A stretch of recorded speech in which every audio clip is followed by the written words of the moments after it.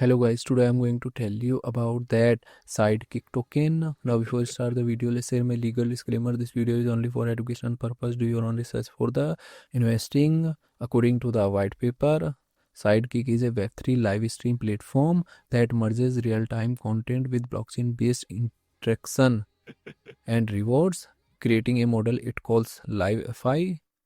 LiveFi model, it bridges Web 2 style streaming with Web 3, treating viewers' attention as a valuable rewardable assets.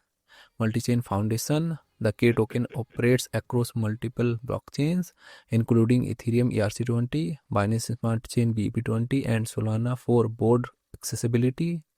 Utility token. The K token is designed to facilitate transactions, incentivize participation, and enable governance within the Sidekick ecosystem. Sidekick project institution rating is 4.2. Sidekick token total supply is 999.99 million and circulating supply is around 272.49 million. K token is listed on Binance Alpha, KuCoin, Kraken, and other exchanges. If I share my opinion with you, then this project up to 75% chances that it is a legit or good project. So guys, don't take my opinion as a financial advice. Do your own research for the investing. Thanks for watching.